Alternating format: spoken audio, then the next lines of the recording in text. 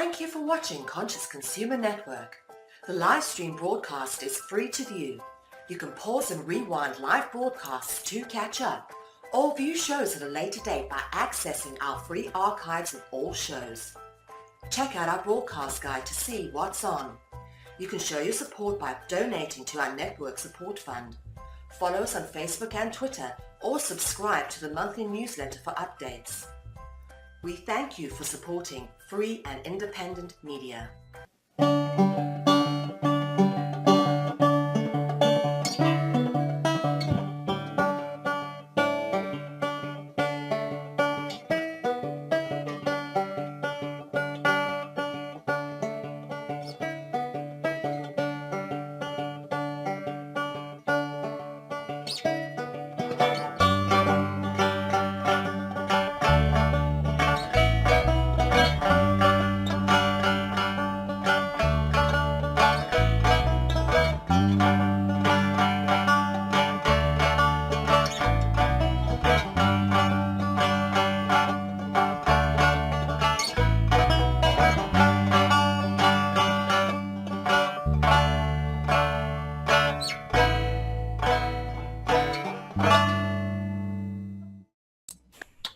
Hi, I'm Martin. Hi, I'm Nathaniel. Yo, I'm Seth. And today we're talking about World War II. The pretty large and broad topic of World War II.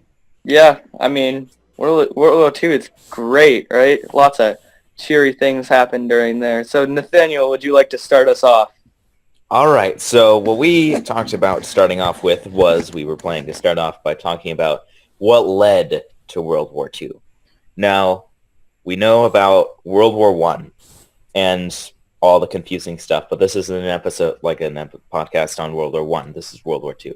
So basically, after World War I, the Treaty of Versailles demanded that the Axis powers, or Austria-Hungary, Germany, and Turkey, the Ottoman Empire demanded that all three of them give up certain things. And yeah, so basically the Treaty of Versailles was really unfair. It was meant to humiliate the Axis powers and really sort of destroy what they had before. So yeah, and one of the main things that happened was that Germany was really hit hard with so many reparations that they had to pay to the Allies. Like only about 2 years ago, I think Germany fully paid off the war reparations from World War I. They finished paying it. So that's how big it was. It took almost 100 years for Germany to pay off this debt. So in paying off this debt, they didn't have as much money as they didn't have enough money to pay off everyone right off the bat.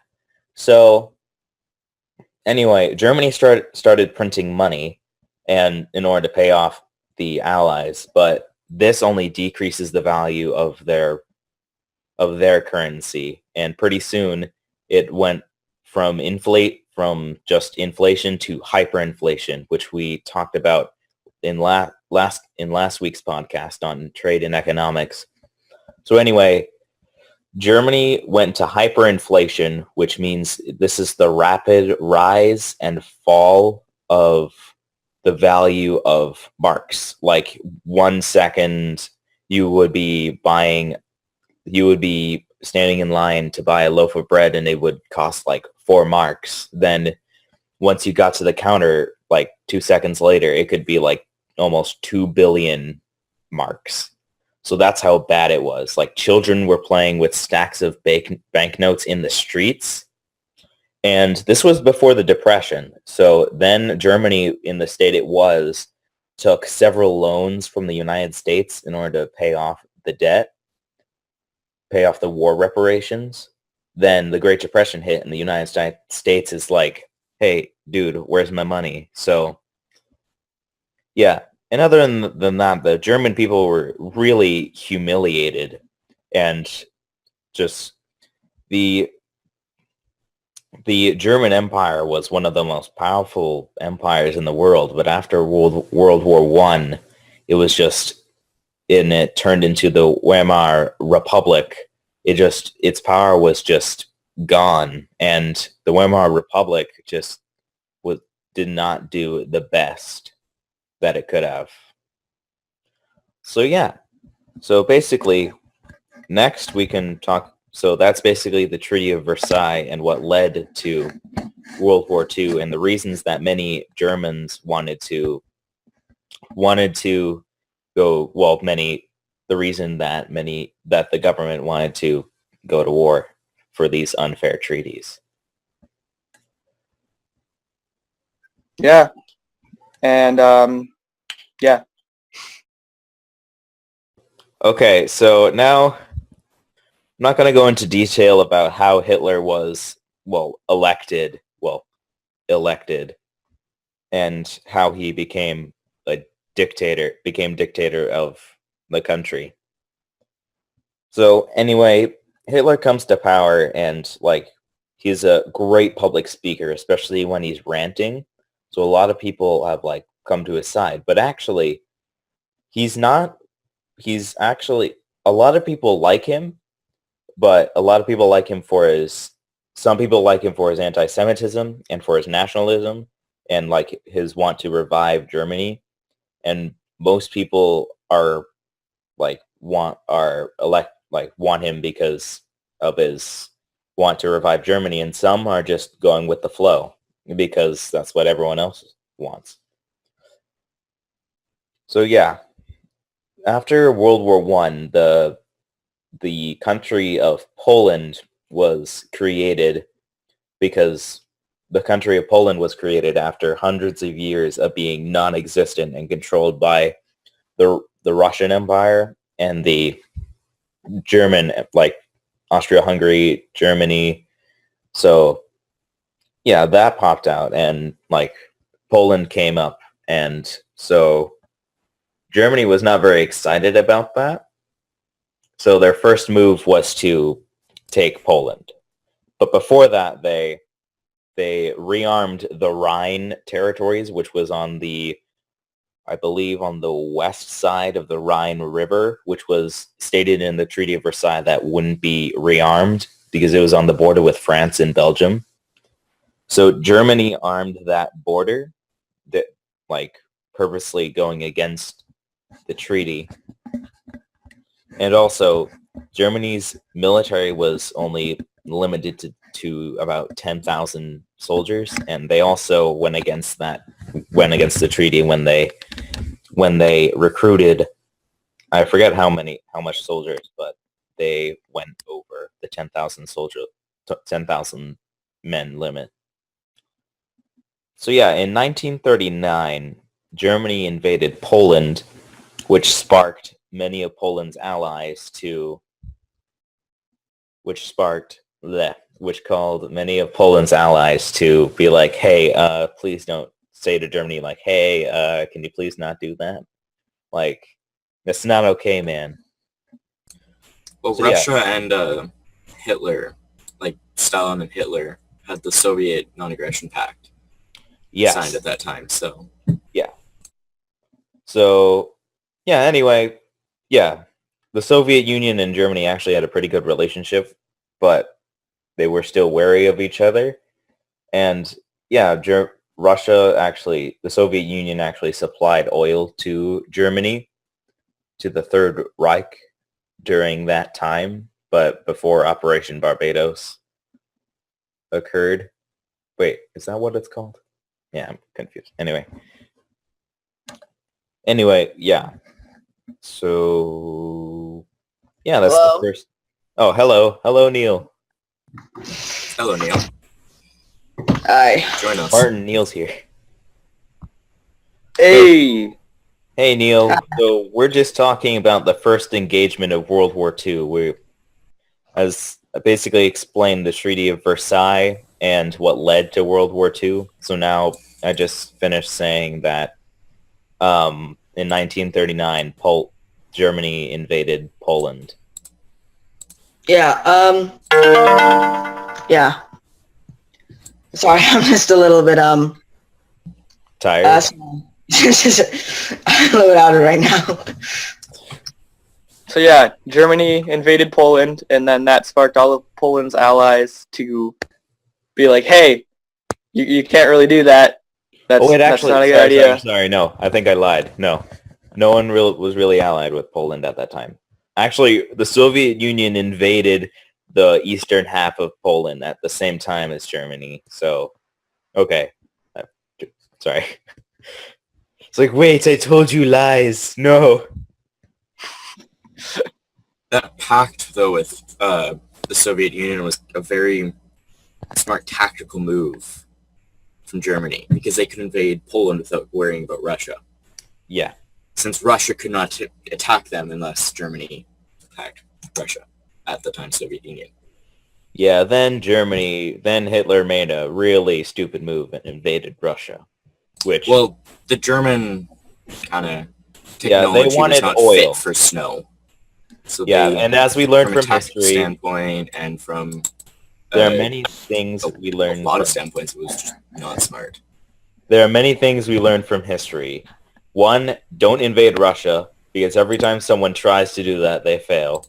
Oh yeah, Russians are known for being very territorial and especially in the Great Northern War, where they just burned everything. The same. They just used the same tactic over and over again. Like they burned every crop and town in sight for the Great Northern War when the Swedish invaded. Then for Napoleon, they did the same thing and even set St. Petersburg, I believe, on fire.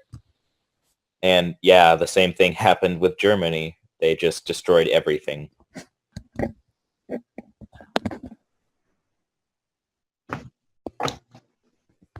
So, yeah. So, yeah, just Poland, and Poland was destroyed in a matter of, in a few months. Well, it was annexed by the Soviet Union and Germany. But then Germany also invaded Czechoslovakia. Trying to remember all the countries they invaded. So, anyway, they invaded Czechoslovakia. Let's see. Liechtenstein? No. Yeah, just a whole bunch of countries bordering them, and yeah, I forget how many countries they invaded, but they invaded a lot. Then they invaded Belgium, and then they invaded France. Now, England was, France and England and some other European countries were a little worried about Germany, so they sort of declared war. They declared war on Germany, and after Germany defeated France, France surrendered.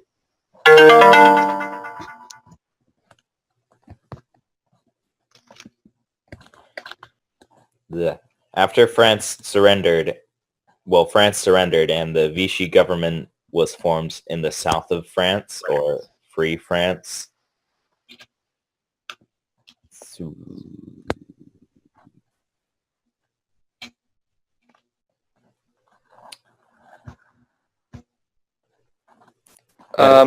This is really,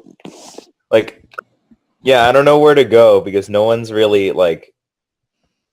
respond this is really uncomfortable. I don't know. Yeah. We could look at it from a technological standpoint as well as a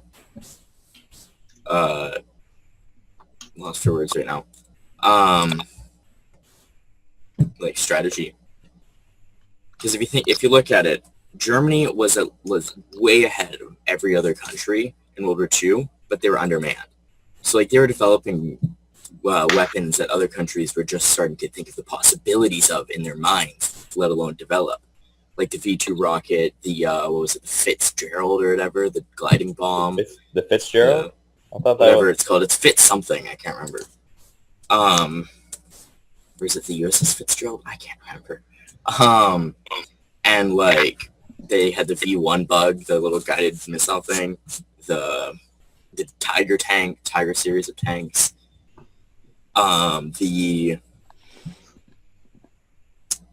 that little, what is it, like, there's this little fighter that had a little rocket engine strapped to the back of it. It could only fly for like an hour, but it was assigned to take up bomber formations. Which was, again, something that other countries didn't really start to think of microfighters, like little wasps and stuff, till after World War II. As well as a lot of the conspiracy theories and such that stemmed around the fact that they had more advanced technology. Like the one that I was really interested in, that I did a lot of research on, was something called Daedalus, which was like a supposed teleporter that they were supposedly working on. Like there's a lot of stuff that was real, and then there's a lot of stuff that people claim, oh yeah, they were also working on this and they were also working on that and stuff like that. And I just find that all really interesting. Well, it's a fact that there are Nazis on the moon right now. If you guys didn't know that, there are Nazis on the moon right now. It's a fact. Like I looked through my telescope and I saw one. Oh crap! You saw a Nazi. Oh, that's pretty cool. Yeah. So that's a high-powered telescope you got there. Well, I feel bad. I feel bad for the Chinese because they're like planning to send a moon rover, and since they're communists, yeah, I don't. They're gonna join. Nobody's really been on the moon since America did it. Yeah, that was kind of the last thing that we did in space, except for the. Like we have the ISS, but everything's based on robots now. Nobody's been to any other planets. And now The ISS is just in low Earth orbit. It's nothing compared. It's just a space station. Yeah, it's low Earth orbit. Eventually, they'll turn that into a dock for people going to other planets. But okay, we're getting up really off topic. I was about to say we should have a space elevator, but I'm like, no, this has nothing to do with World War II. Oh yeah, and that is also very there's a lot of possible.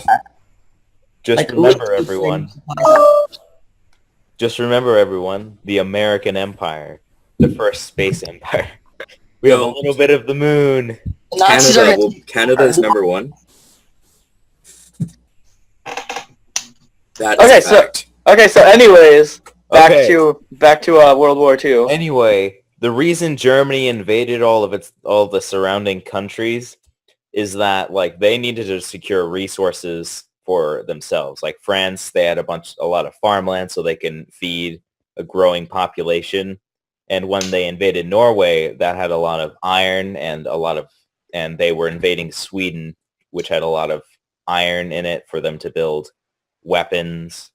And Russia had the vast oil fields and industrial complexes. So this is just kind of irregular, but I know that Martin texted me to get on the show because there were two people, but then Seth arrived, and I'm just really, really tired from something that I was doing all weekend. So do you guys think the flow of conversation would be impacted too much if I just left? Because I didn't know that I was going to be on the show today, and all weekend I've been at a conference, a Model UN conference, and I'm going to summer Thanksgiving tomorrow, getting up at 5 o'clock in the morning to like a 12-hour drive. Yeah, you're good. If you have to get up at 5 o'clock in the morning, I say you're excused. Yeah, thank you. All right, so yeah, just that's a good way to leave. That was a dramatic exit. Just you guys should talk about the Maginot line too. That's pretty cool if you already haven't. Yeah. Anyways, see you later. Thank you. Yep. Bye. Bye. Sorry I can't be on it. I'm just really tired. See ya. Hold on. I have a bunch of quarters in my pocket. This is really weird, but I have a bunch of quarters in my pocket, and this is like the Iowa quarter. It looks really weird, in my opinion. Okay. Like it's just a bunch of mounds. But that seems a little off topic. Speaking of things off topic. Okay. We also have Kentucky, just a horse. Okay. So this topic is interesting, I think, because the most interesting stuff is in the middle, and we're trying to go at it like more linear and talk about it from the beginning. So why don't we skip ahead a little bit? Something that we know from it. Like how about we have someone say a random word? Like, I don't know. Taxi. some point, someone say a random Grandfather. word. Grandfather? Yeah, he fought in World War II. Great grandfather. Wait, great grandfather. It's a lot of grandfathers. But like, yeah, we could talk about like Anything. the parts that we know about. Okay. Well, Well, so this none of time us. Italy didn't switch sides, am I right? During World War One, just not in World War Two. Poor Italy. Not trying to be rude, but Italy has been kind of weak in the past two World Wars. They switched sides. Italy is just weak in general. When you look at military, it's Yeah. just they do not have a good military at all. Yeah, when compared to other countries, like it's pretty weak, but When you compare it to places like Canada, America, France, or like the French Resistance, the Britain, Russia, like all those, they're pretty down low. yeah. Okay, so I think most of us live in America on the show. I Yeah. think. Do we all live in America? I live in Canada. Okay, so Oh, close enough. The So, American states. do we want to talk a little bit about how the U.S. got involved in World War II and what their involvement meant for the overall scope of the war? Yeah. Well, it meant a lot, actually. It played one of the biggest roles. Yeah, but a lot of people say that America was isolationist, but America was never isolationist. Well, If you America's think kind of about always it- had the, like, war. Like, they've always built up military power and, like... But if you think about it, Manifest Destiny isn't just an idea, it's a lifestyle that people lived by a long time ago. And it's just basically go conquer lands. So, yeah.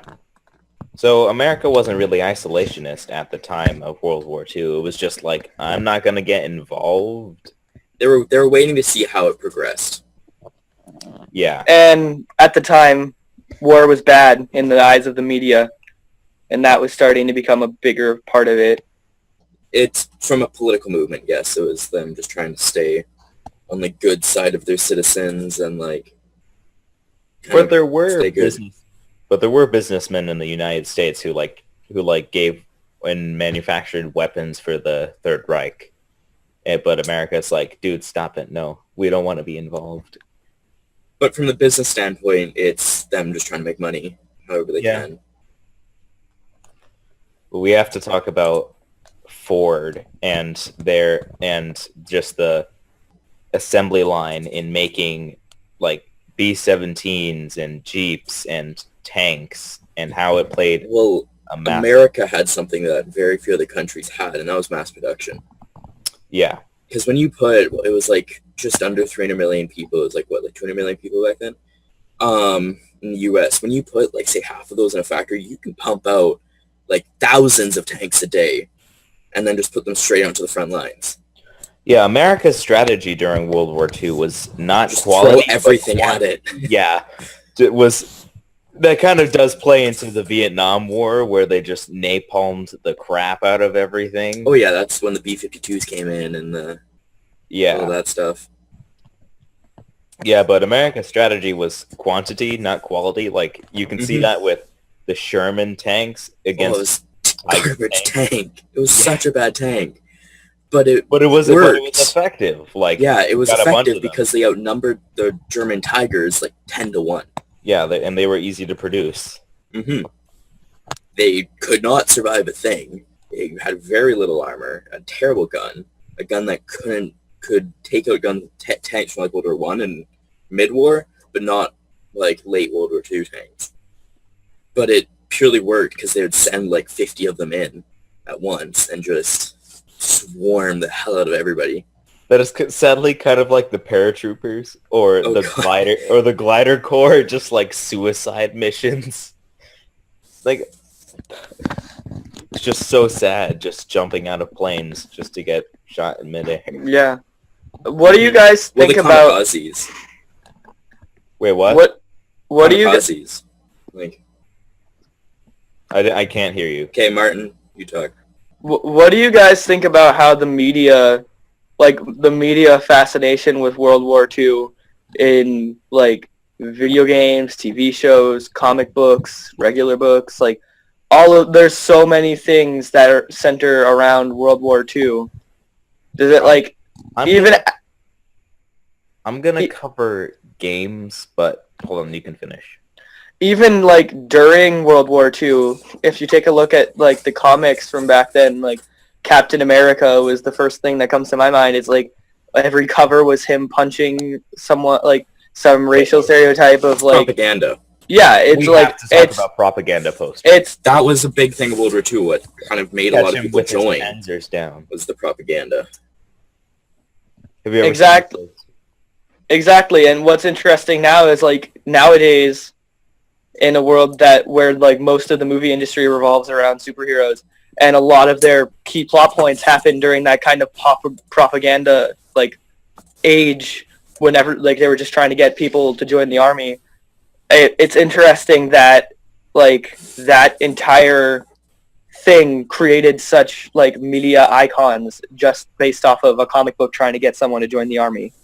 Like that's interesting to me, just how much of an impact like just World War II happening at all made, like forget our like what it actually caused, but just its existence at all caused such like some like a completely different world we live in now, like what's important to us, what's popular, and I think that's really interesting.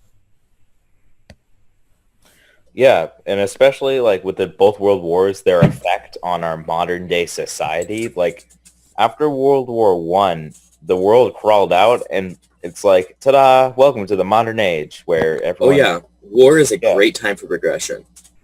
It's that time of year where normally you'd get one thing done in 10 years, but there you get 100 things done in 5 years.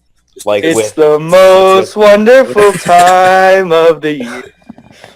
like during World War II, where like women with men off fighting, women played in their own They women's. played a bigger role, you'd say, Football. than the men. Yeah, In the factories, they did, like, they were test pilots. They, like, once it became later war and they, like, the rights movements kind of became a thing, they became test pilots for the planes, and, like, everybody was in factories. They played such a big role in World War II in the American side. And without them, to be honest, probably would not have gone as good in the same, not at all the same. yeah. But anyway, when I think about modern day media and like just games about World War II, nowadays I just feel World War II titles are getting a little old because they all cover the same exact thing. Like, And they're censoring stuff. Like, yeah, like yes, most kids play games it, don't even mention the Holocaust. Yeah, Like- like the newest Call of Duty that was released, they censored the, I'm lost words, I feel like the worst memory ever. The, like, Nazi flag and, like, the, whatever the thing is called. The sweat. Yeah. Nazi Yeah, imagery is illegal in Germany, so it's a money thing. Like in order Yeah. to get more sales, they had And to then they change that. also, like, yes, this kind of does change things and, like, help things. But you could have a male or a female black German soldier. It did not happen.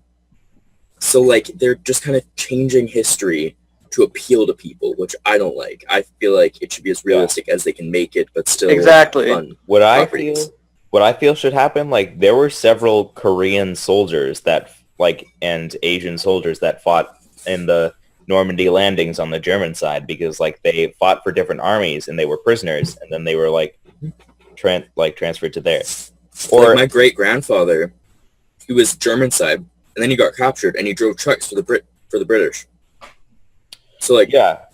So the POWs played a big role to each other's nations, even though kind of some of the stuff Germans said to him was kind of messed up. But like, I would still, also like to I would also like a World War II game where you follow a German soldier. Like, not all Germans were Nazis. Like, in fact, a very small percentage of Germans were actually Nazis. And I'd like to see a game where they follow just a normal 18-year-old boy who was drafted into the army. That's another thing that's interesting about the propaganda from that age and how a lot of people see it nowadays is like, oh, every single German soldier was a Nazi and they hate Jewish people and they're evil and they all need to die. Like, that's not how it happened. Like, that's not that's not realistic. That's not how the world works. Popular back then. Like, Henry Ford was actually an anti-Semite. So, sorry, Martin, I sort of interrupted, but... Not really. Well, yeah, and very few Germans knew kind of what, like, the Nazi political government was using or doing, like, with POW camps and the, like, Holocaust, all that stuff. Not many people knew exactly what was happening. Only the people on the inside did. Like, a lot of the French and, like, those, like, that people that were captured, they were mistreated really bad. But then a lot of other people didn't really know that because they were just, like, they censored stuff and they didn't reveal everything to the public. And, like, the propaganda in Germany would, like, I wasn't alive during Nazi Germany. Like, none of us were in Germany or alive even. But from what I've heard, like, the amount of propaganda spinning Germany as, like, some great hero that's fighting for some great cause is, like, really, really interesting. And the entire concept of people fighting for their country without really knowing what they're fighting for is interesting because it happens in our country too. Like, why are we fighting? Like, why were we fighting for our country? Oh, because the Nazis are bad. Like, there's more to it in every single. Like, there's a lot more to it than just one thing. Story. There's always two sides to the story, and there's obviously always more than one reason for a war, for a global conflict to exist. Yeah, Winston Churchill said, "History is written by the victors," which is very true. I mean, if you look at it, like, before I actually learned about the Vietnam War, I always thought it was just the U.S. was going in and, like, kicking out communists, and I didn't even know what communism was. Which they kind of were, but, like, yeah, it is so true and so relevant to our modern times that, like, yeah, in 7th grade, I did a unit on, like, a small unit, but it was a unit on propaganda. So we learned about different propaganda techniques and also how to spot them. So then at the end we wrote an essay on we picked a poster from World War II and described what tools were used and how it conveys its message. The most famous one is the kind of getting women to join the, like, factories. It's as a engineer, it was somebody, like, just going like this on a poster. Like, the most famous one there is that one. There's a lot. The Riveter. And, like, you know, the bombing missions that Britain and America did were just all they dropped was pamphlets.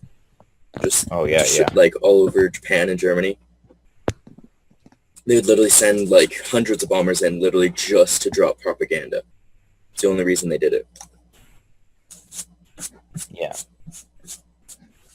I think it's also interesting that, like I was saying a little bit, that to this day, that kind of propaganda is, like, in the public school system, kind of seen as, like, the truth. Mm-hmm. Like, I'm unschooled, and Seth, I believe you're unschooled. I am too. And Nathaniel, you're not homeschooled or unschooled. You go to a public school. Yeah. And I don't go to a public school, so I can't say, but as far as I know, the history that you learn in a school is not real history most of the time. Like, it is very biased, I can tell you. Like, we call the 7 Years' War the French and Indian War because that's how that was our point of view. But the Vietnam War, all the South, or was it Vietnam or Korean? I can't remember. The locals call it America's War. They don't call it the Vietnam or Korea War. It's America's War. Yeah. But then, There are two like in movies- schools and stuff, they tell you it's like they over Like glorify it. if you watch the movie We Were Soldiers, well, I haven't seen it, but I saw a review of it. So anyway, what was really good about it is that it made the Viet Cong and the NVA and the U.S. soldiers both look brave, and that they were sacrificing their lives for a cause that they believed in. yeah. Like, there's a minor character, a part of the NVA in We Were Soldiers, where he's looks a lot like me, but just a lot less American, but more Vietnamese. And he doesn't look strong. He doesn't look brave. He just looks like an average guy. But then, like, you can see him. He's writes to his wife, and yeah, it's a really like good example of how movies should be made with an unbiased perspective, so showing these two sides fighting for a cause that they believed in, and these men sacrificing themselves Yeah. for that cause. An interesting thing though is most people growing up, their opinion is unbiased, but they don't even realize that because they're grown They up in don't a understand. Yeah, they've grown up in a system like that has told them, like, think about this for a second. In Germany, Nazi imagery is illegal. Mhm. Like that's a very, even if They're it's censoring it. like it's an extremely dark period of history, but it's a very crucial piece of history in German culture.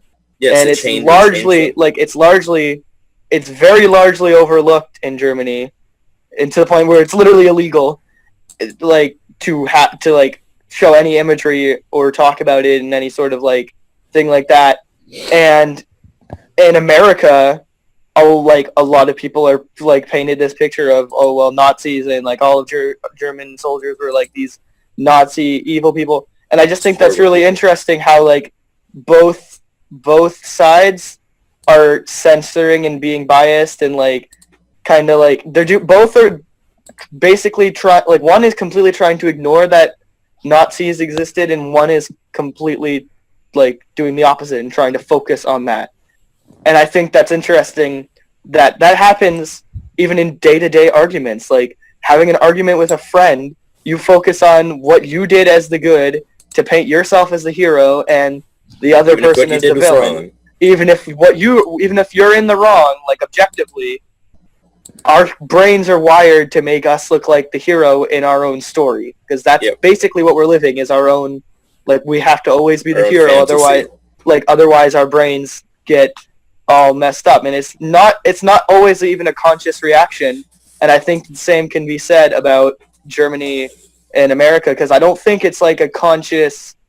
Well, obviously, like they know, but like at the same time, everyone wants to make themselves feel better. Like if you go to a war and you shoot like a ton of people and you're killing people, like you're literally taking lives for your country, for your own conscience, you have to believe that those people were evil, because otherwise you're just going to be driven even further and saying, like, even believing those people were evil, many soldiers suffer from PTSD. That's 'Cause that's it's, the like, a stem of horrible lot of thing to modern do. PTSD. Yeah, so It's like, they look. It's like, oh yes, they killed a 16-year-old kid because he had a bomb, but then they think about it and it's like it varies. It like causes Yeah. a lot of mayhem in their mind. so in their mind, they have to paint him as the bad guy, as a like kind of a fail-safe like protection system for your own Protecting like yourself from yourself. like your own psychological well-being. You need to get into that mindset. So I don't necessarily blame if someone if someone fought in World War II and they want to have the outlook that all Nazis were evil. I don't necessarily blame them for thinking that, because they're thinking that to like help themselves cope with it.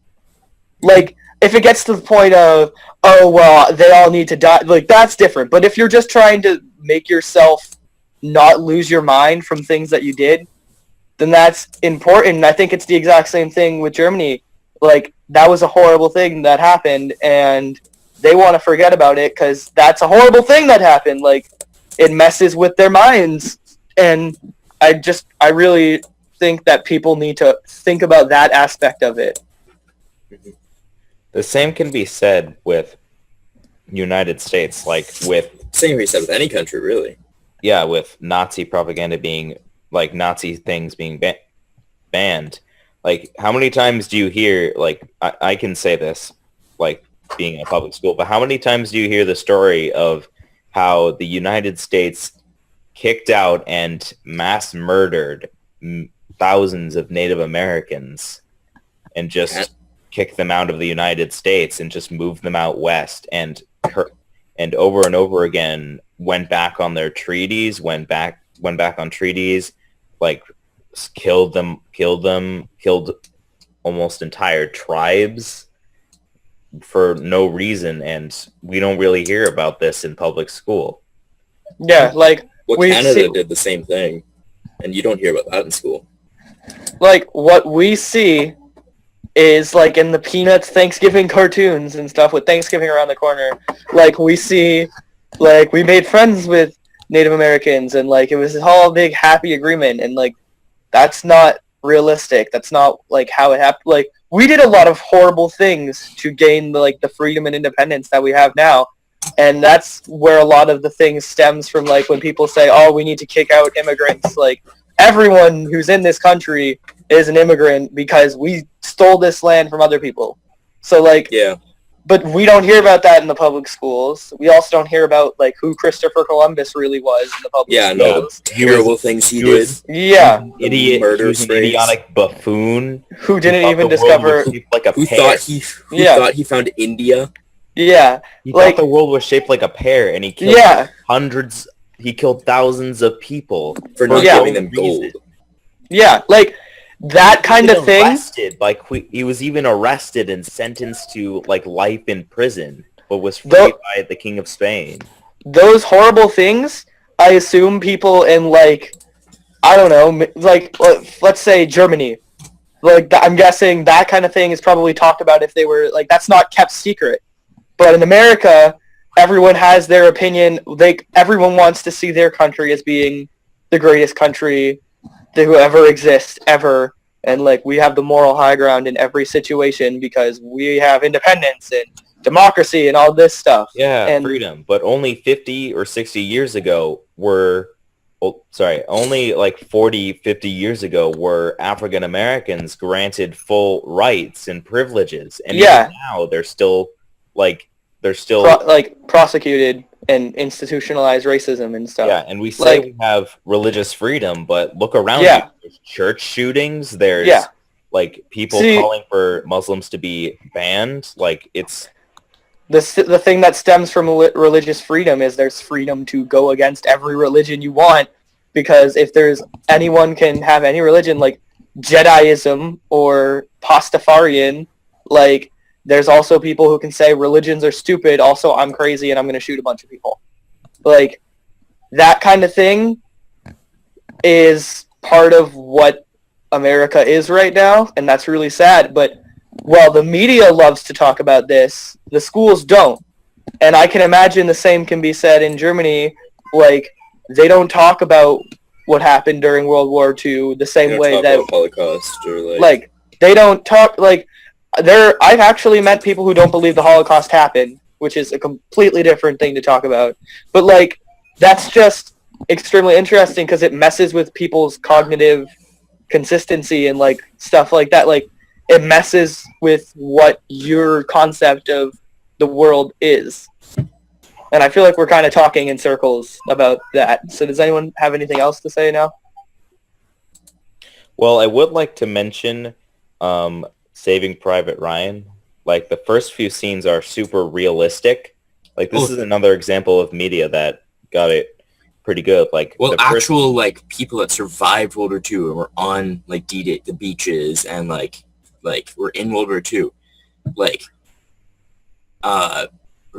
like exclaiming how realistic that was. Like there was some obviously make some scenes kind of dramatized to make it fun to watch and not a documentary, but like it was that, and there are a few movies that were insanely realistic that like veterans exclaiming how realistic they were.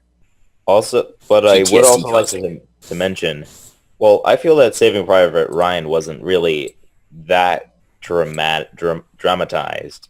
Well, of course, they do dramatize a few things here and Yeah. there to make it fun and not boring. Yeah.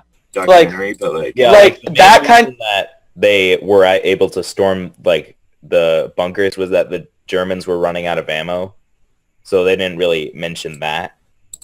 But there is one part in the D-Day invasions that is really, really cool and like sort of tips its hat to people who fought in it. So there's 2 German soldiers and 2 who are surrendering. They go out of the trenches and go like this, and they're speaking a different language. And the two American soldiers are walking forward and are like, "Wait, what are they saying?" And then like, "What's he saying?" And then the German guy repeats again, but the 2 Americans shoot both of the guys who were surrendering.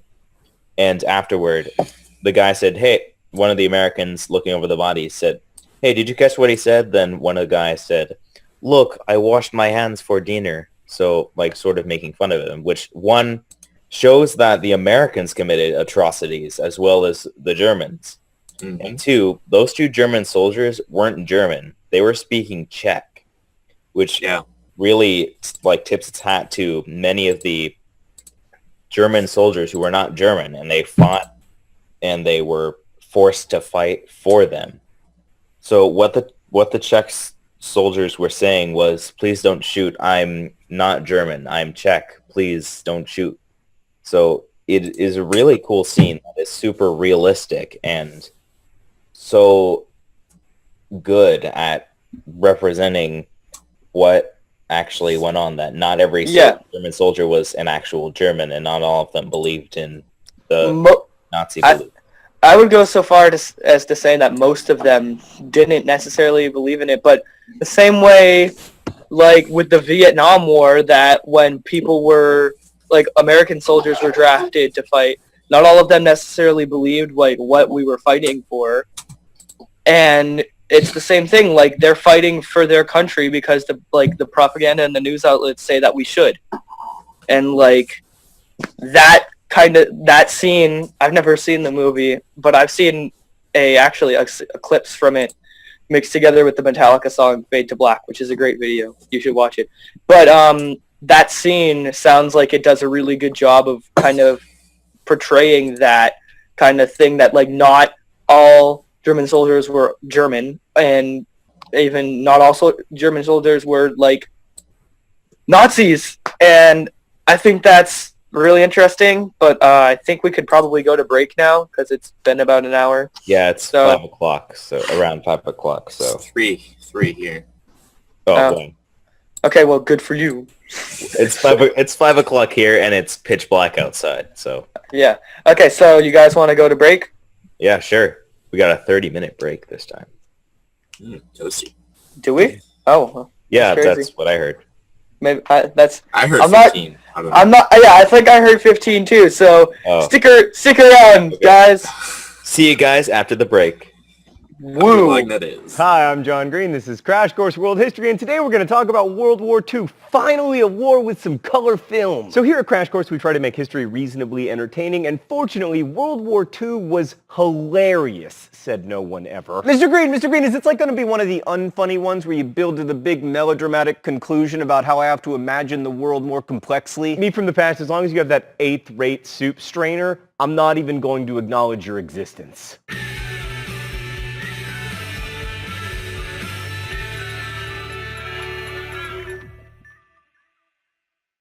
Right, so you've probably heard a lot about World War II from movies and books, the History Channel before it decided that swamp people were history, the incessant droning of your grandparents, etc. We're not going to try to give you a detailed synopsis of the war today. Instead, we're going to try to give a bit of perspective on how the most destructive war in human history happened and why it still matters globally. So one of the reasons history classes tend to be really into wars is that they're easy to put on tests. They start on one day and they end on another day, and they're caused by social, political, and economic conditions that can be examined in a multiple choice kind of manner. Except not really. Like, when did World War II start? In September 1939, when the Nazis invaded Poland? I'd say no. It actually started when Japan invaded Manchuria in 1931, or at the very latest, when the Japanese invaded China in 1937, because they didn't stop fighting until 1945. Then again, you could also argue 1933 when Hitler took power, or 1941 when America started fighting. It's complicated. But anyway, in China, the fighting was very brutal, as exemplified by the infamous rape of Nanking, which featured the slaughter of hundreds of thousands of Chinese people, and is still so controversial today that 1, it affects relations between Japan and China, and 2, even though I have not described it in detail, you can rest assured that there will be angry comments about my use of the word slaughter. But the World War II we know the most about from movies and TV is primarily the war in the European theater, the one that Adolf Hitler started. Hitler is the rare individual who really did make history. Specifically,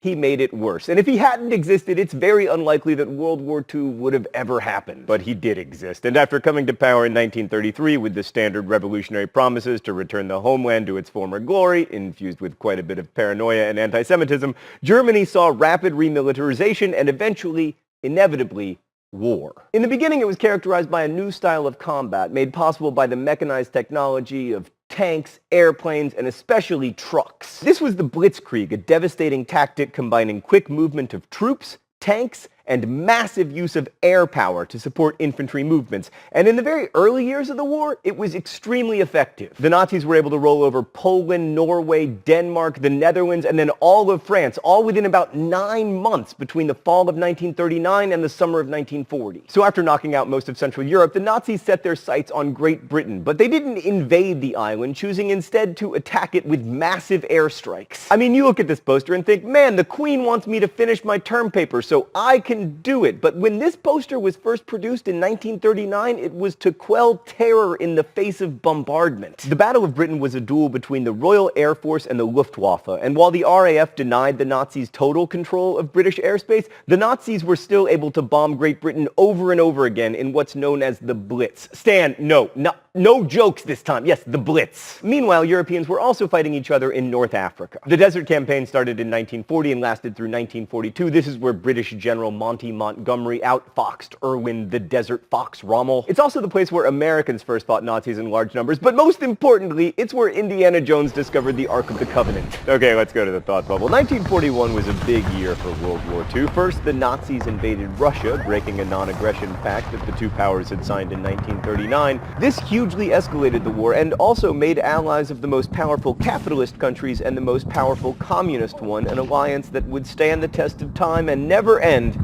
until like 3 seconds after the defeat of the Nazis. The Nazi invasion of Russia opened the war up on the so-called Eastern Front, although if you were Russian it was the Western Front, and it led to millions of deaths, mostly Russian. Also, 1941 saw a day that would live in infamy when the Japanese bombed Pearl Harbor, hoping that such an audacious attack would frighten the United States into staying neutral, which was a pretty stupid gamble because 1, the US was already giving massive aid to the Allies and was hardly neutral, and 2, the United States is not exactly famed for its pacifism or political neutrality. 1941 also saw Japan invading much of Southeast Asia, which made Australia and New Zealand understandably nervous. As part of the British Commonwealth, they were already involved in the war, but now they could fight the Japanese closer to home. And shut up about how I never talk about you Australians, I just gave you 1.5 sentences. But by the time the Americans and Australians started fighting the Japanese, it was already a world war. Sometimes this meant fighting or starving or being bombed. Other times it meant production for the war. You don't think of Argentina as being a World War II powerhouse, for instance, but they were vital to the Allies, supplying 40% of British meat during World War II. Thanks, Thought Bubble. So not to sound jingoistic, but the entry of the US into the war really did change everything, although I doubt the Nazis could have taken Russia regardless. No one conquers Russia in the wintertime, unless you are, wait for it, the Mongols.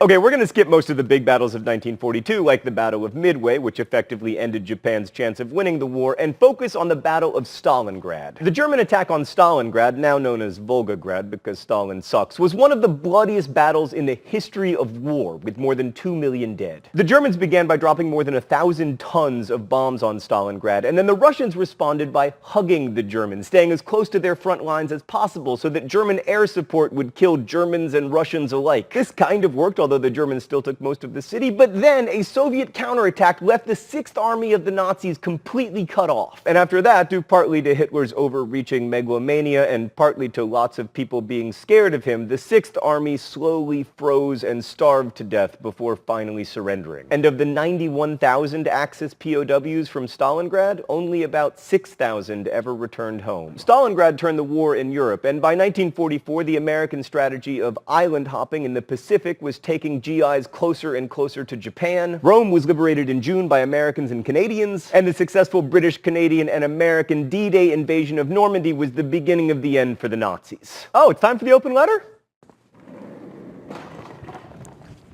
An open letter to Canada. But first, let's see what's in the secret compartment today. Oh, it's Canadian mittens. I want to thank the Canadian Crash Course fans who sent us these mittens. Canadians are just so nice, Stan. Like, all we ever do on this show is make fun of them, and they're just like, it's so kind of you to mention us. Here's some mittens. Dear Canada, we're not always nice to you here on Crash Course, but you are awesome. I'm pointing, but you can't tell because I'm wearing mittens. 45,000 Canadians died fighting for the Allies in World War II, which means that per capita, Canada lost more people than the United States. You fought with the Royal Air Force to defend Great Britain from the beginning of the war, and you were there on D-Day successfully invading Juno Beach, and as many of you have pointed out in comments, you defeated the United States in the War of 1812, meaning that arguably, Canada, you are the greater military power. Plus, you have lumberjacks and excellent beer and hockey and universal health care and Justin Bieber.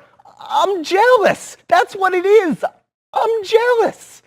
Best wishes, John Green. So by the end of 1944, the Allies were advancing from the west, and the Russian Red Army was advancing from the east, and then the last-ditch German offensive at the Battle of the Bulge in the winter of 1944 and 1945 failed. Mussolini was executed in April of 1945. Hitler committed suicide at the end of that month, and on May 8, 1945, the Allies declared victory in Europe after Germany surrendered unconditionally. 3 months later, the United States dropped the only 2 nuclear weapons ever deployed in war. Japan surrendered, and World War II was over. The war had a definite cause: unbridled military expansion by Germany, Japan, and to a small extent Italy. Now, it's easy to claim that Hitler was crazy or evil, and in fact he was certainly both, but that doesn't explain the Nazis' decision to invade Russia, and it sure doesn't explain Japan's decision to bomb Pearl Harbor. And there are many possible explanations beyond mere evil, but the most interesting one to me involves food. Hitler had a number of reasons for wanting to expand Germany's territory, but he often talked about Lebensraum, or living space, for the German people. German agriculture was really inefficiently organized into lots of small farms, and that meant that Germany needed a lot of land in order to be self-sufficient in food production. The plan was to take Poland, the Ukraine, and Eastern Russia and then resettle that land with lots of Germans so that it could feed German people. This was called the Hunger Plan because the plan called for 20 million people to starve to death. Many would be the Poles, Ukrainians, and Russians who'd previously lived on the land. The rest would be Europe's Jews who would be worked to death.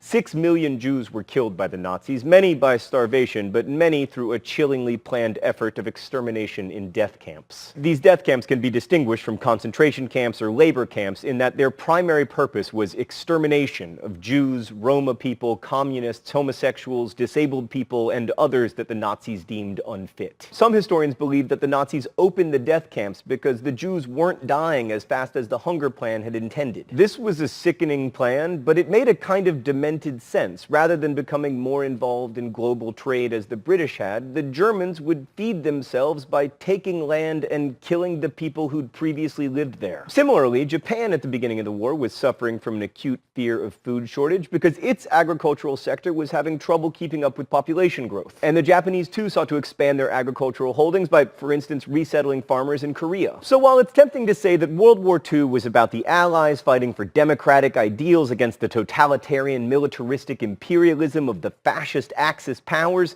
it just doesn't hold up to scrutiny. For instance, a hugely important Allied power, Stalin's Soviet Union, was like the least democratic place ever. Stan just said that was hyperbole, but it's not. Stalin's Soviet Union is tied with all of the other completely undemocratic countries for last place on the democracy scale. It's a big community there at last place, but they're definitely in there somewhere. And by far the biggest imperialists of the war were the British. They couldn't have fed or clothed themselves or resisted the Nazis without their colonies and commonwealth. So why is World War II so important? Well, first, it proved the old Roman adage, homo homini lupus. Man is a wolf to man. This is seen most clearly in the Holocaust, but all the statistics are staggering. More than 1 million Indian British subjects died, mainly due to famine that could have been avoided if the British had redistributed food, and their failure to do so helped convince Indians that the so-called superior civilization of the British was a sham. More than 1 million Vietnamese died, mainly due to famine. 418,000 Americans, more than 1 million non-combatants in both Germany and Japan, and 20 million people in the Soviet Union, most of them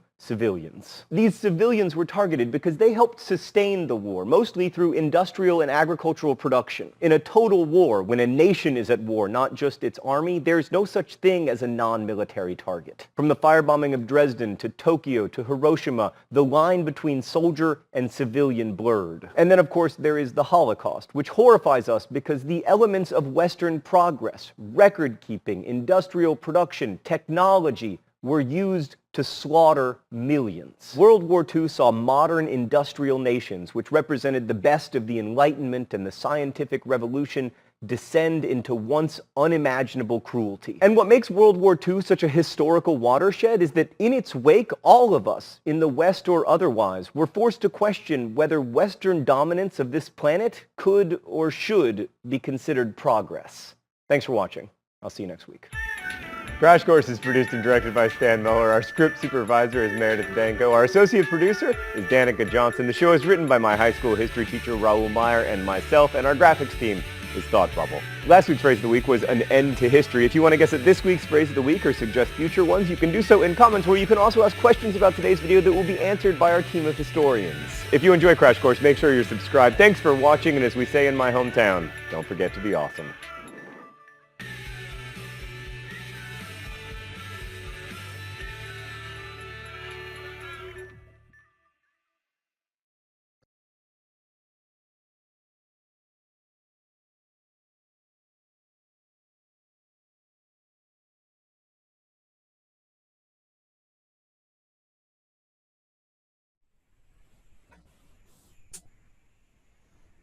Hi, people. We are back with Youth on Subjects of the World. I'm Marian. That's Nathaniel, and that's Seth.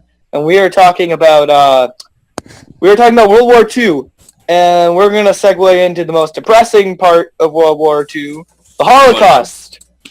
So, who wants to take that away? Nathaniel, I vote you because you're a royal minister, and that's cool. Okay. Wait, what does the royal minister have to do this?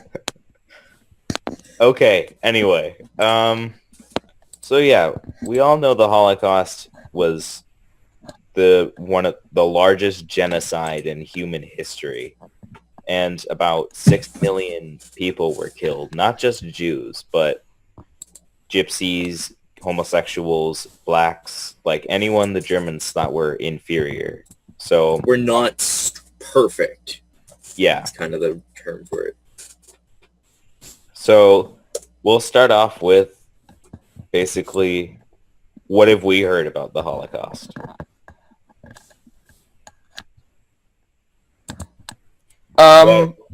What I've heard is I've read a couple of those, like I've read a couple articles, and I've seen a couple of those, like, trendy videos that, like, your aunt shares on Facebook talking about, like, where it's Holocaust survivors talking about their experience, and, I just think it's so horrible that you just, like, after hearing about it, you just kind of feel, like, numb in general. It just feels really, like, everything feels really weird and, like, off, and, like, it shouldn't be real. Like, that, what you just heard couldn't possibly be real, because it sounds like the plot of, like, a book.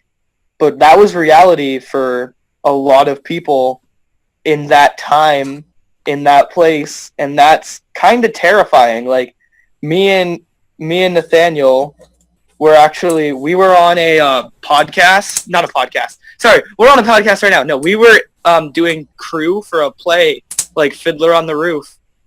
And Fiddler on the Roof, everyone's Jewish, and it was kind of, like, sad because at the end, some of them go. Where do they go, Nathaniel? Yeah, so one of the families actually go to Poland, and it was Krakow, I think, and that was one of the hardest hit cities.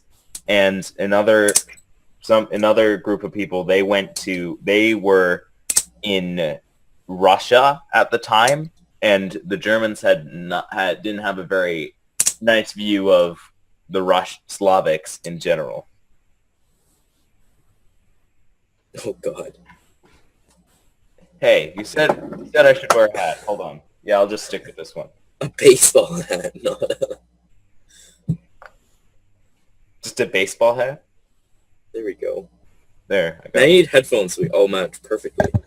Well, I have a mic in, so like can't really do that. I want to Sorry. get like a stage grade, like studio. That's great. But Okay, don't mind- so don't mind the noise. yeah, so after being in that play and hearing that line, it's just like, oh, that's horrible. No, don't go to Krakow. Yeah, that's Do that. horrible. Like, they're all gonna die, and that's terrible. Because, like, another thing that's interesting, like, just about that play in general, is, like, there's a couple things. Like, there's a lot of stuff talking about, like, the communist revolution in Russia. Like, there's a lot of interest, but, like, that scene in particular made me think, because you're watching a play, so, like, you get to know these characters, and then you find out that they're gonna die in the Holocaust, and it's just kind of like, it makes it feel... no, why? It makes it feel more real because you're Boy in the like Striped Pajamas did that.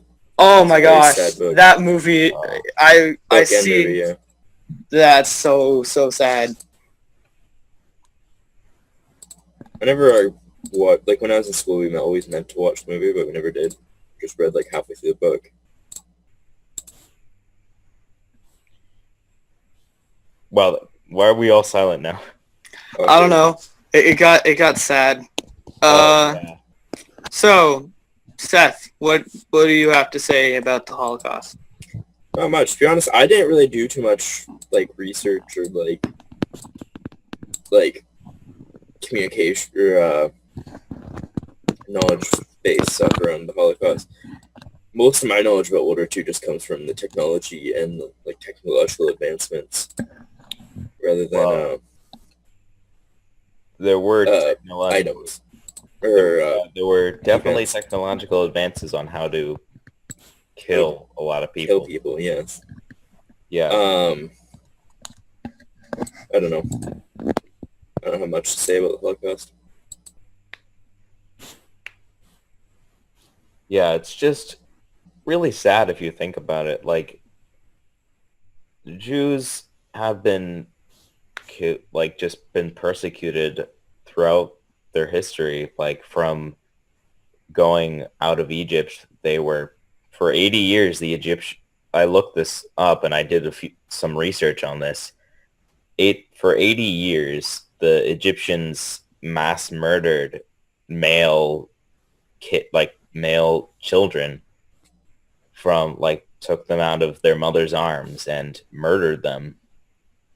And during the Crusades, along the way to Jerusalem, the Crusaders killed hundreds of Jews and Christians alike. And it's really sad how humans can treat each other over just what we believe in.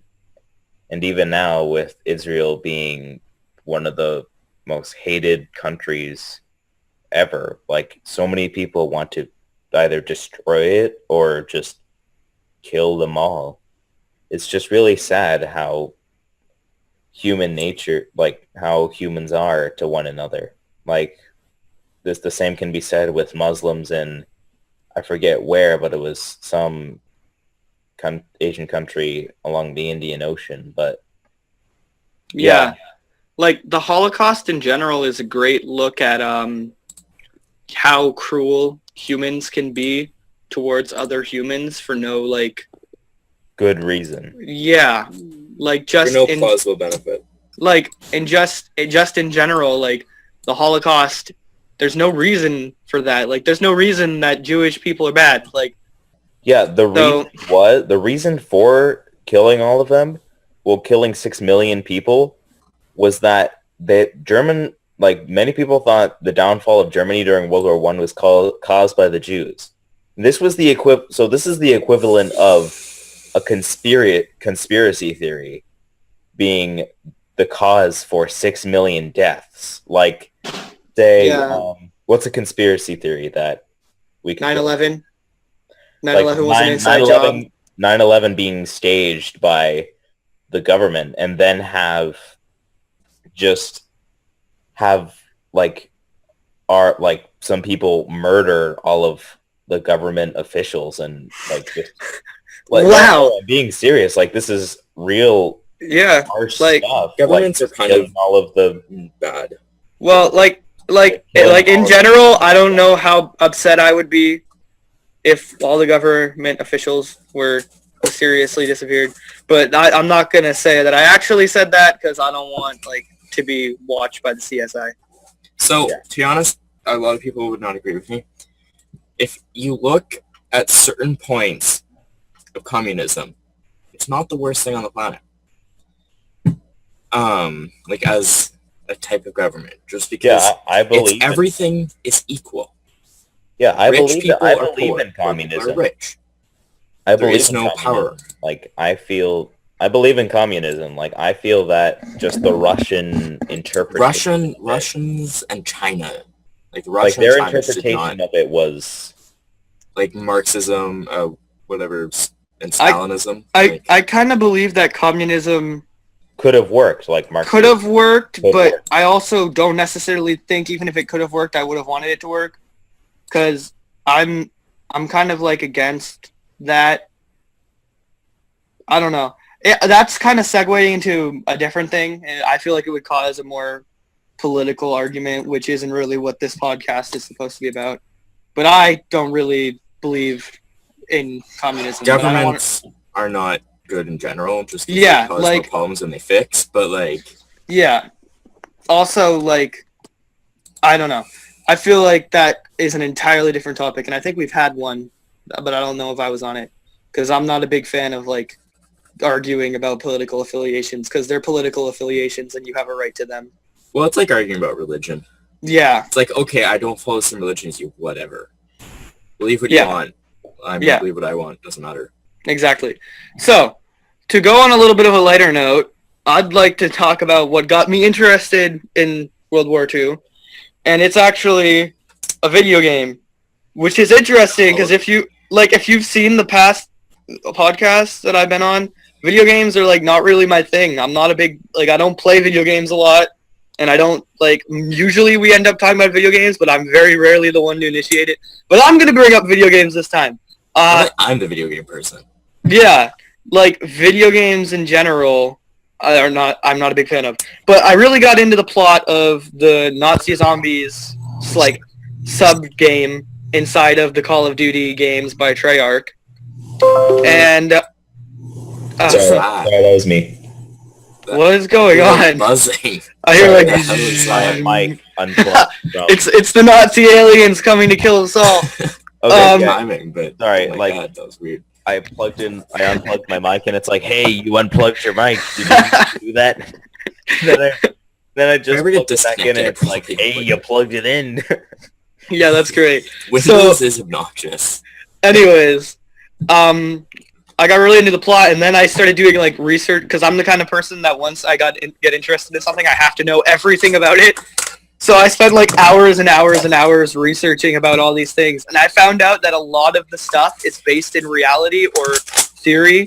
Like a popular map called Duris was an actual facility where a lot of the technological experiments being made in Nazi Germany were made, and a lot of the projects that were reality in the game were actually just failed projects, like Die Glocke, which is the thing I talked about earlier, which was the teleporter, and a lot of failed weapons. They were trying to make a lightning gun, and just a lot of The Walking a lot of different things that came to be in the video game, but didn't happen. But it's just an interesting ideology to me, to think without, because they didn't have time to overthink it. They were in the middle of a war, so they're kind of like, oh, this could possibly help. So we're going to invest a ton of money we don't have to try and make this work. And most of the time the projects failed. But that kind of do it or die kind of thing, I'm going to try this, even though I know it won't work, is just interesting to me, and I got super into that and followed the plot, and I actually wrote a paper that compiles all the information I could about all of their projects. And at one point, I think I wanted to have it published or something. I don't know. But, like, I got really interested in that. And then I started learning more about other aspects of World War II based off of that. And mainly the tech, nice parts. like, yeah, the not so nice parts. And because my interest sparked from the technological side of it. And then Which is what which is like, and then it grew into like the more philosophical side of it and like what it was about and stuff and like the propaganda. So that's why I wanted to talk about this. What about you, Seth? I kind of I'm a video game person. I have like probably 50,000 hours in all my games. Not combined. I mean combined. But like I kind of played games like War Thunder, which is a very it's based around the complex, very realistic game. Yeah, they take the most detailed of reports of all these planes and vehicles, and then turn them into things that you can fly or drive or whatever. So like that kind of started my love with like World War II and learning about the technology and like advancements of World War II and like Vietnam, Korea, like in those times.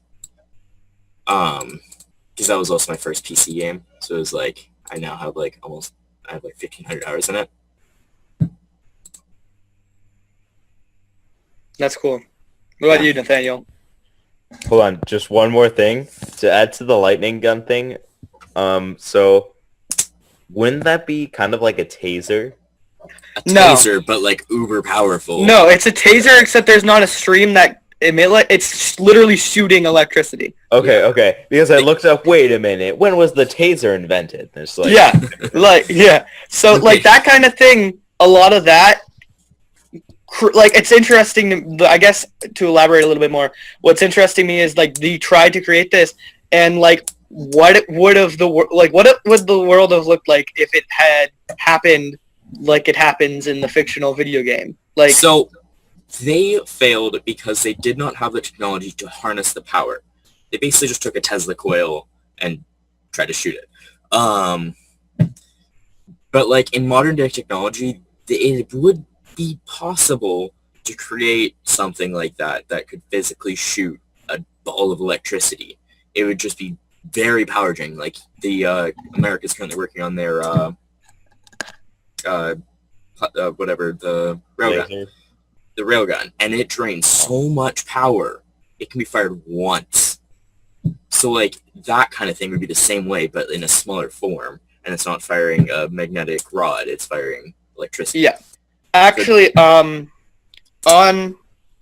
our Facebook page, like the Youth on Subjects of the World Facebook page, I can actually post a couple links if you the audience are more interested in the projects that we're talking about here.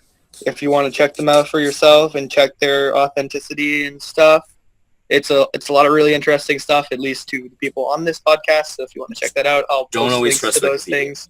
Yeah, don't trust Wikipedia. I'll post Only trust Wikipedia if you check the sources. like I'm gonna post a couple different links and try and do my best to make sure the sources are checked.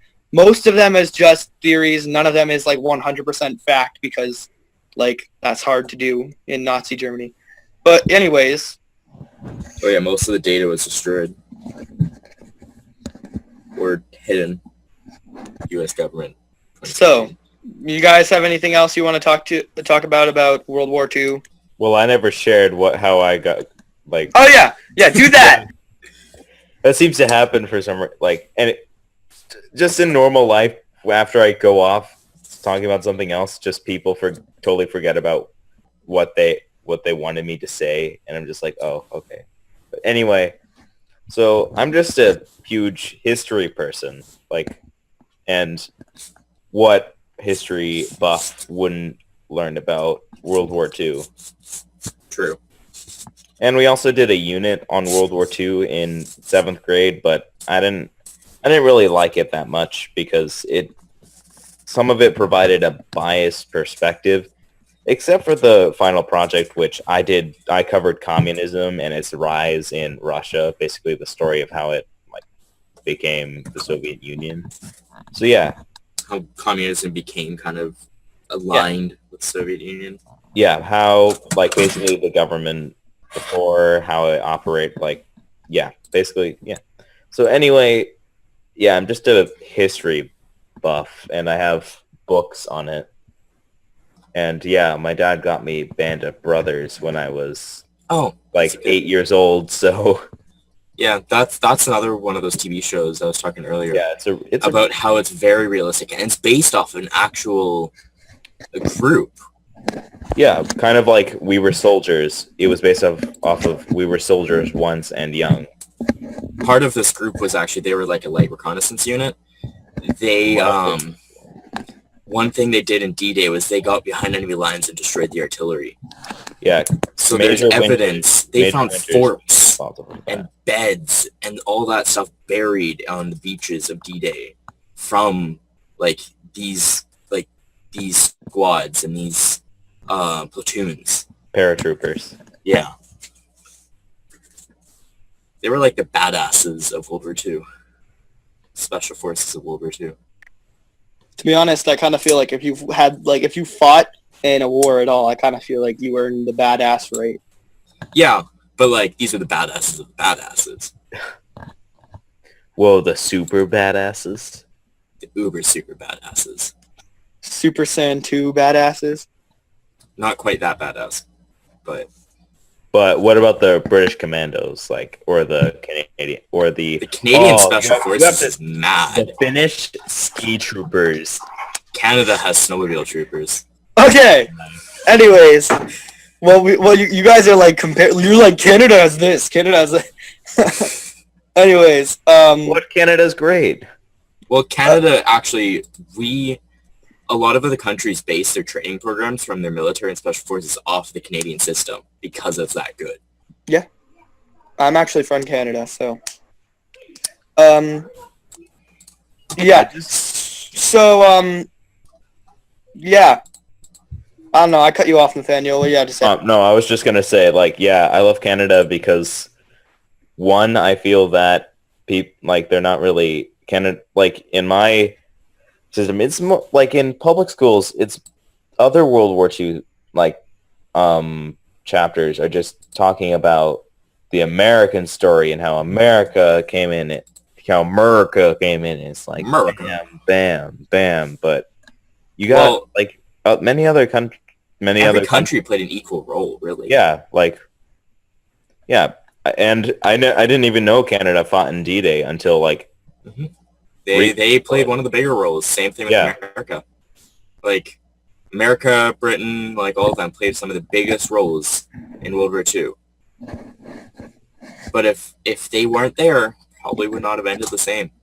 Like Russia still would have kicked Germany's ass. Yeah, But obviously, because it's Russia. But like it's the Soviet Union. So yeah, they're like the most patriotic people ever. In Soviet Russia. in Soviet Russia. Yeah.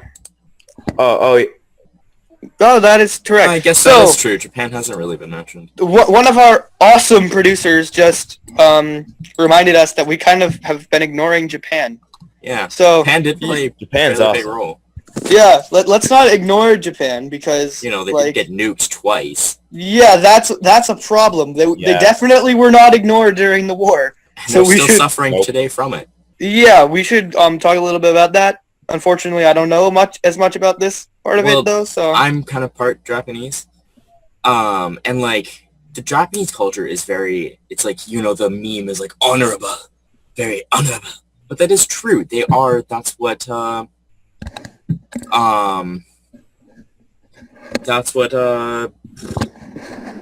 the samurais are. They're very honorable people. even though they don't really show that very much. If you look throughout Well- history, the samurai were just a bunch of backstabbers. But then again, they followed certain rules inside the rules. like chivalry for knights. Yeah. And like the kamikazes in World War II, they were honorable people believing in what they believed in, but they were dying for their country. If you forget that, oh yes, they're killing Americans, but then Americans kill Canadians. Or Japanese, but like they were dying for their country because they believed in it.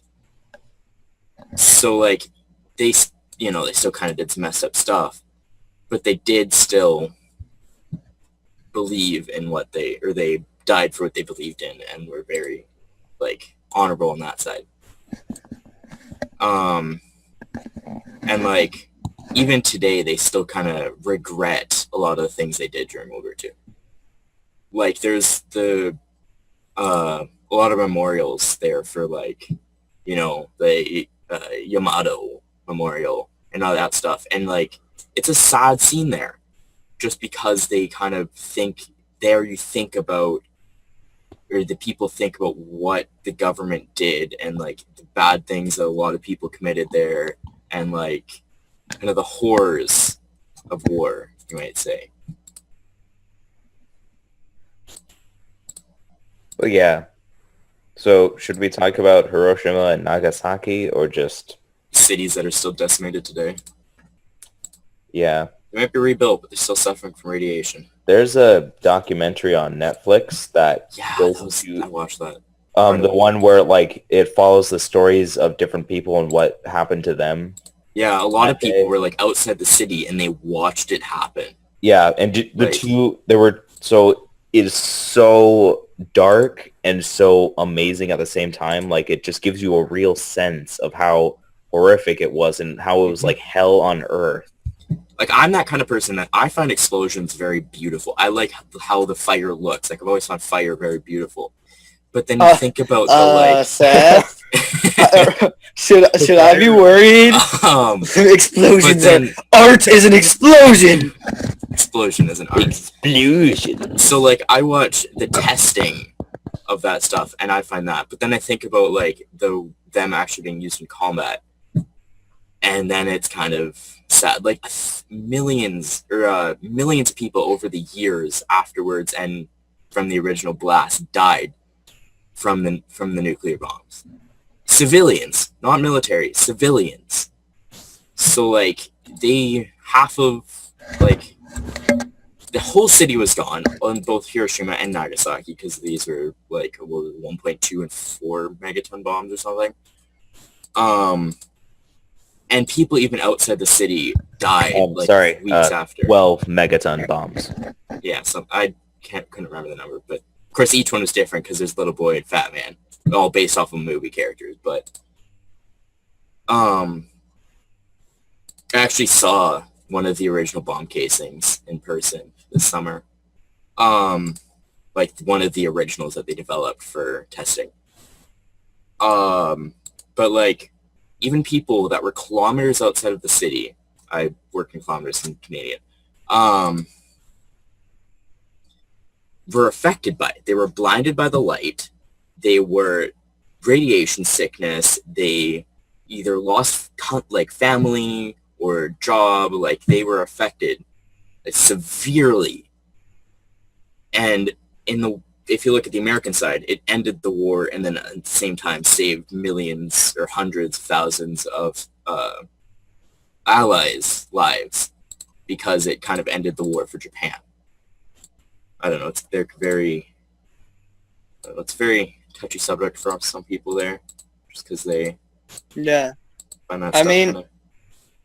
if you look at the fascination with World War II in like our culture, like it's interesting because it's really not it's a really horrible, like there were a lot of horrible things that happened even if their outcome was good. Like war is not nearly as black and white as... War is hell. Like, yeah, war is not nearly as black and white as some people think it is. As a lot of people think it is. Like, if you look at, I know I keep coming back to this analogy, but like Captain America, the Captain America movie, he's the hero of that movie. It made it look super just simple. It made it look super black and white, and granted, it also like is from his view of what it was like, and the soldiers themselves probably like the whole. Like, just in general, how we see, like, our fascination with, like, all these video games and movies, and how it's all always, for the most part, just very black and white. It's hard to really You can't grasp, imagine that until yeah. you've experienced it. and unless you've actually fought in a war, you can't really Comprehend. conceive, like Yeah. you can understand, but you can't really comprehend just how horrible it is, and Magnitude of everything. how, and- even though really, like, that is a really, like, there are really evil things that happened during that war. If they hadn't happened, the world would not be what it is now, and what it is now is a better place than it was. Even if there are a lot of bad things, like, the world is not perfect now, but it is, And it never we are will be. But currently, like, yeah, we're in the most peaceful time. yeah, in we human currently history. live in the safest and most peaceful time in all of human history because of these global conflicts that kind of Killed destroyed millions, the world. Like, but then millions have saved. died, but millions died, like, to save billions. That's an interesting concept, because for the most part, the needs of the many The needs of the many outweigh outweigh the needs of the- the few. yeah. The ideas of fascism. But that, in general, that concept, while it seems to play its part throughout history, is hard concept to grasp, but yet it's the only way that the world can continue to move forward. And that's how it's gotten to where it is today, where we're living with extremely modern technology. Like, we are 3 people on a video call. None of us are near each other. One of us is in a different country, and we're having a conversation about this legally, having a free speech conversation, and all of us aren't even legal adults yet because of the world we live in. Like, this was not possible 100 years ago, 50 years 100 ago. years ago, 50 years ago. Like, it was not possible, like, 30 years ago. Like, Yeah. this is not, And that's the glory of the internet age, too. yeah, like, we're living in the most peaceful time where it's probably the easiest to get information. So nowadays, it's very easy to say, oh yeah, war isn't black and white. But then, with the amount of information that they had, like the public, it was not an easy conclusion to come to. So like, when we look back on the history books and how people perceived war, we cannot think about it how we currently perceive war, because we have more information in front of us now than they did then as the public. Like, there was no internet to just look up random facts about World War II then. While World War II was happening, the general public of the countries involved were just being fed the propaganda of their country to make their country look like the good guy. Nowadays, that doesn't work because we have a global network that everyone can hear Google. from different opinions. Yeah. So I just think, like, that whole outlook needs to be taken into account. Well, like, one of my favorite quotes is only the dead have seen the end of war. So the human race is way too competitive to stop fighting with something, whether it be each other or, say, like, somebody from another planet. We're way too competitive to stop fighting. And that's evident in everyday life when you try to one-up somebody. And, like, war, yes, war is hell. It is kind of one of the sad things of life. War never changed. But it's never going to go away. All these people that want peace, yes, peace would be great, but it's not possible because of human race. But it's through Well, but it's through fire and blood that we have made our greatest achievement. yeah. Our greatest To be honest, with the age of AI, I know I managed to bring this up on almost every podcast, but the age of AI Martin, you're gonna bring about all of our mics and our video streams With are not gonna work now. with So the age of AI coming in the future, Well, there's already... general peace could be achieved, but the cost of peace would be mind control. Like, Mhm. in order to have what we have, like free will, free speech, you need to have conflict, because full peace can't be achieved unless everyone is in agreement, and the only way to do that is to control everyone to be in agreement. And the only way that every country would come together is from a catastrophe. Say that I can't speak. Say half the human race was to be eliminated. then the nations would start probably coming together and like thinking about how they can stop that from happening again. But even then, like, that doesn't mean peace. It just There's means still gonna be that, somebody greedy. like, there's still going to be a lot of conflict because, I mean, look at the past. Nations working together does not necessarily mean world peace. Like, that's it's that- temporary peace, but not. it's always. temporary peace to reach a common goal, and then after that, they go back to being enemies, or they go back to being like kind of like a Cold War sort of situation. Like there's no such thing as long-term peace unless you can find a way to control everything about the world, and that will only be possible. That could be possible with AI, but not on such a wide scale. And Yeah. I just think anyone who says that they want world peace doesn't really think that through They don't enough. see the scope of everything. They don't see the fact that world peace, like a lot of people say, well, if I had a wish, I'd wish for world peace. Like, if you were to wish for world peace, you'd basically be wishing everyone world to domination. always, like, yeah, and not necessarily world domination, but just like, being controlled into doing something you don't necessarily want to do. Because peace is relative. Like, peace can be a completely evil thing as long as there isn't any conflict going on. So, For like, a war-torn country, peace is when fighting stops for 5 minutes. yeah. When to the rest of us, peace is when war stops for like a millennia. Yeah. So I just think that needs to, like, in the world, people need to think about that more. And I feel like when we're talking about war, we've had a lot of conversations about war. Even, like, we've had a couple that are directly about war, and war can come up in almost any conversation we've had. It's the one But- thing that's relevant to everything. Like, there's that. It connects everything in the world. And I think what your opinions on war are, you have to agree on the fact that war is a necessary evil that has been necessary to the survival of humanity. Not all wars have been necessary, but conflict in general creates better things. You know, the only good quote to come from Donald Trump is sometimes by losing a battle, you find a new way to win the war. And The no only- one's half and the that battle. relates to the Enigma machine. Yeah. Because they had to lose a lot of battles to save it. So I think that's actually a really, really good note to end on. Yep. Like, getting all philosophical. So if everyone else is ready, I think we could probably wrap this up. Do I we think know we what have next I week's topic is going to be about? next week's topic is still up in the air. It'll Okay. be revealed on the Facebook page. I believe we might be talking about memes or clickbait. Oh, So God. Yes. That's a Yeah, big topic and in I'm YouTube not- nowadays. I'm not actually kidding though. So we're gonna have a good panel to talk about memes, which is kind of a subculture of the internet, which we've also talked about. But we're gonna go more deeper into that, and that's gonna be a lot of fun. So thanks for watching, guys. We're gonna see you again next week when we talk about a much, much, much needed lighter topic for once in Yeah. like 3 months.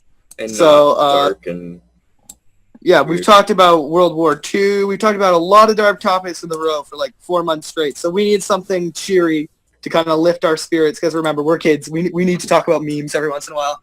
Yes. So anyways, We're thanks for millennials. watching and goodbye. If we want to change the world, we must first change the media. Mainstream media exists for the purposes of indoctrination and manipulation of public perception. The world of free and independent media is growing, and with the upsurge in information now available in the public domain, it has never been easier to access free and independent media. The exploration of this information resulted in an experimental project which would provide a fully supported space for researchers, whistleblowers, and seekers of all kinds to express themselves and educate the world. On the 1st of January 2015, Conscious Consumer Network was launched to the world. Nobody thought we would make it this far, but CCN is the longest running free and independent media network of its kind. CCN is a unique collaboration of hearts and souls, bringing you information from different perspectives to educate and inform.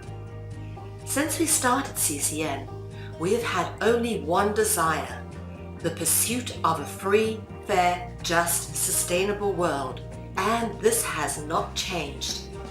Having overcome many challenges over the last 2 years, CCN is here to stay, and we've got great things lined up for 2017. Help keep CCN on the air by supporting the 2017 Network Support Fund.